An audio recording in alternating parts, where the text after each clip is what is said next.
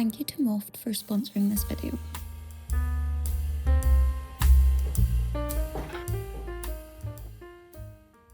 Hello lovely souls, welcome back to another video. If you're new here, I'm Chiara. I'm a freelance illustrator and artist capturing the people, places and stories of our planet. And if you're not new here, are you bored of that intro? Because I will happily change it. Maybe in the new year, like we can reconsider how we start these videos.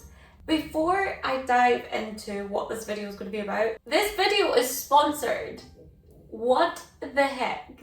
Like, I cannot tell you how grateful I am for your support, because it wouldn't be possible to have a sponsor if you weren't doing all the things that I ask you to do, like and subscribe and comment and actually watch the videos. From the bottom of my heart, thank you. I don't know, I'm still trying to fathom this new route that I'm taking within my creative practice, because it's not something I've fully considered could go somewhere.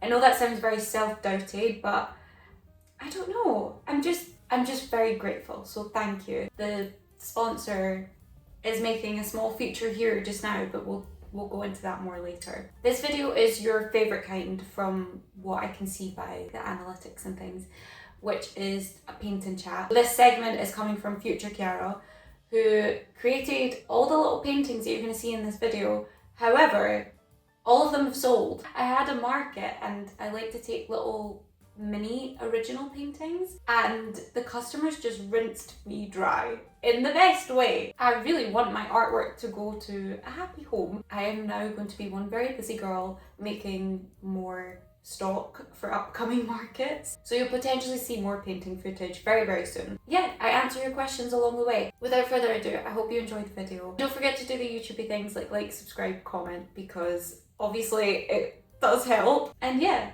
enjoy.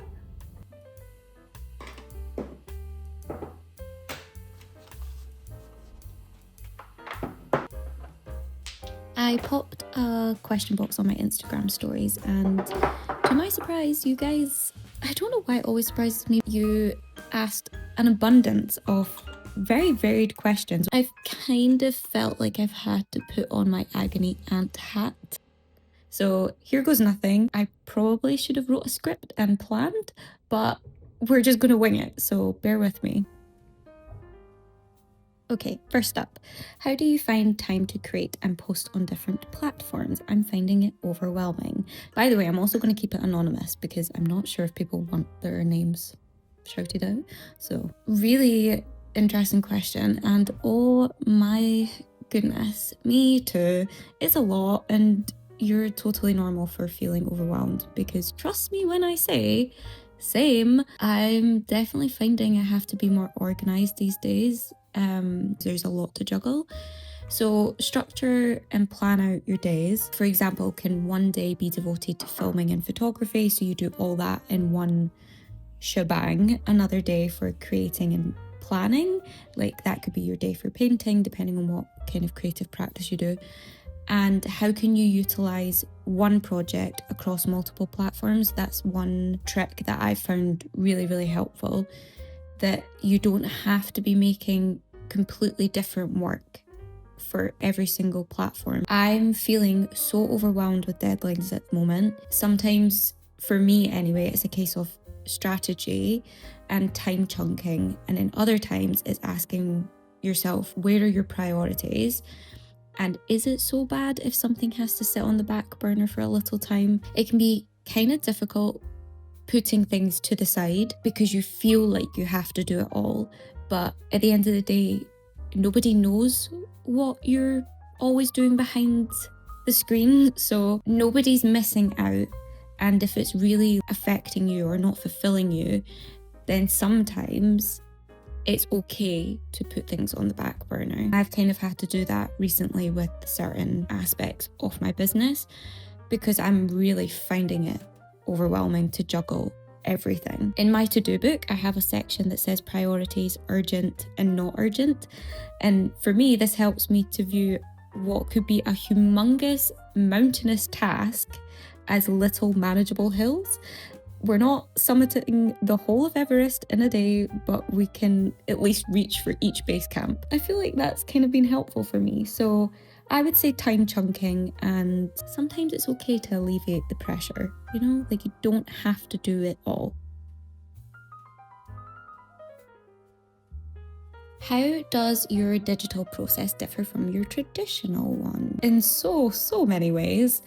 I still just can't seem to mimic my paint quality on Procreate or other digital platforms. I really only use Procreate if I'm being honest. I don't dislike my digital work, but it isn't as loose and free as my paint work. That isn't necessarily down to the brushes or the app because they're really intuitive. It's more a case of time. I haven't given digital work the exploration time that I give paint work. If I choose digital, it's normally because I don't have a choice, as in I have a deadline and I opt for something that's easier and speedier. I think this cutting corner mentality with digital is why I, one, enjoy it less, and two, haven't seen much progress in the past 2 years. That said, I have a few tips that have helped me create some sort of continuity and cohesiveness across both. Draw traditionally first.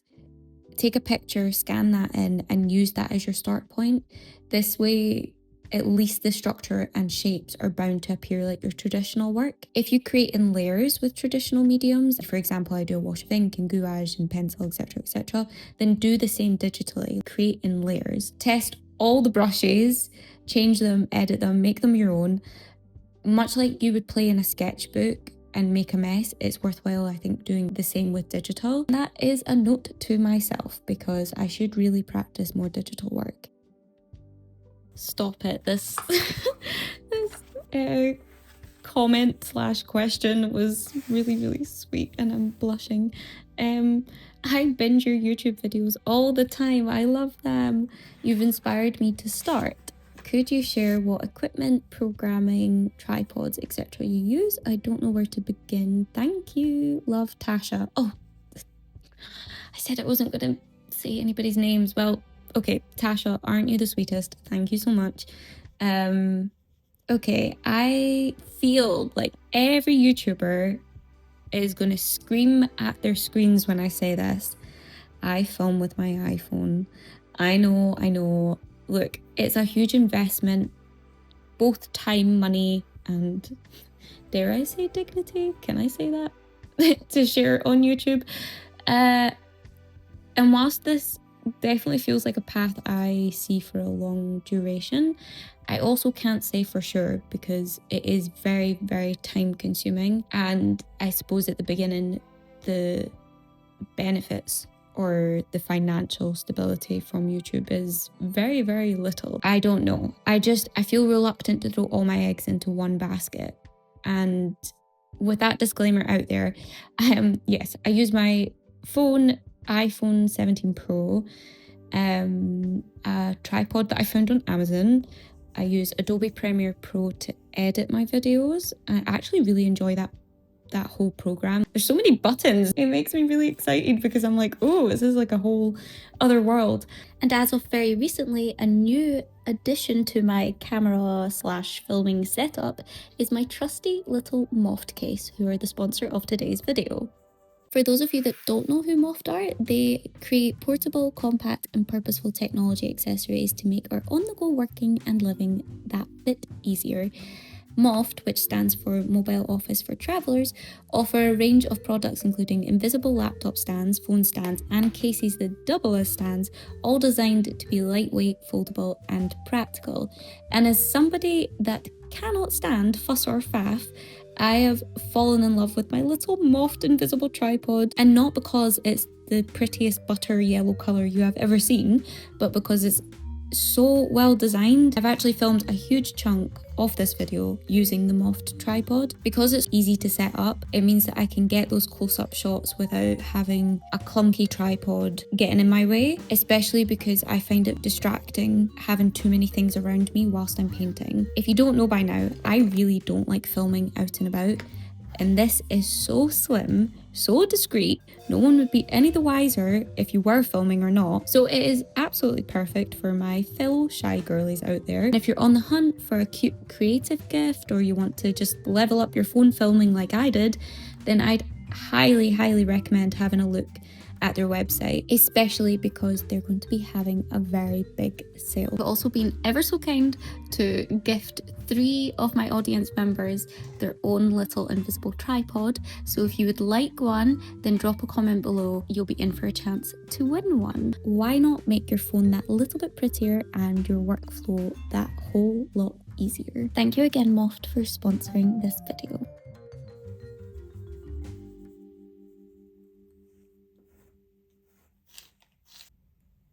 Okie dokie, now back to your questions. This one is so layered and I don't actually know where to begin. Do you ever worry about what other creatives are doing? Like how much money they are making?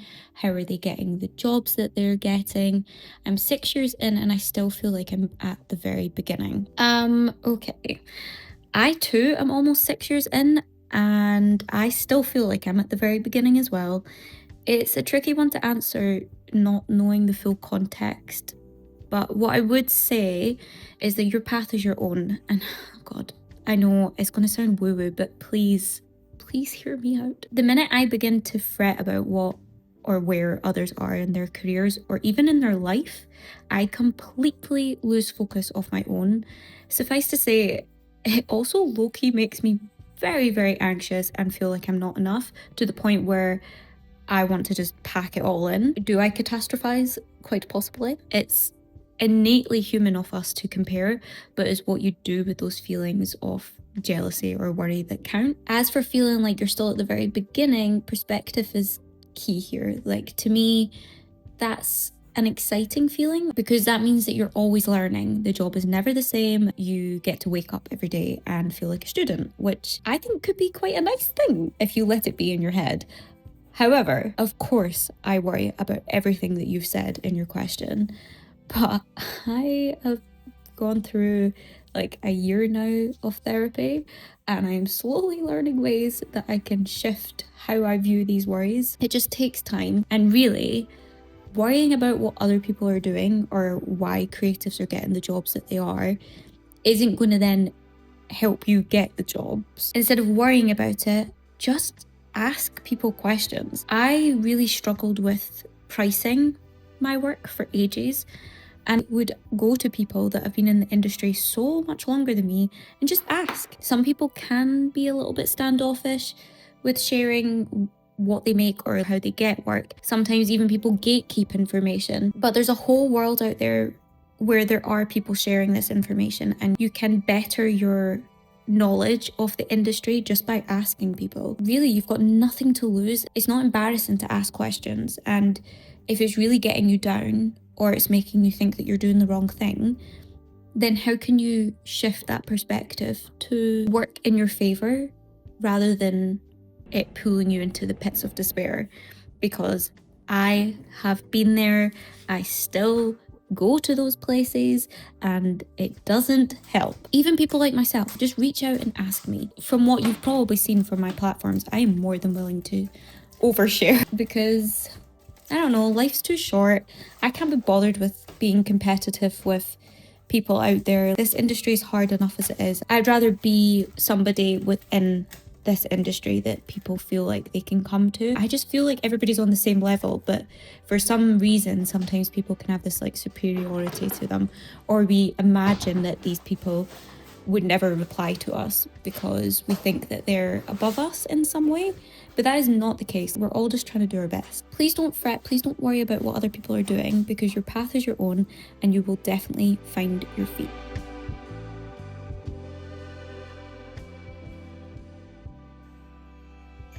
I feel like I've talked your ear off in this video, so I'm gonna leave it there. But don't forget to pop a comment down below for your chance to win a little tripod case, because I mean, why wouldn't you want one? Thank you for always being here. Thank you for your support, and I'll see you next time. Bye.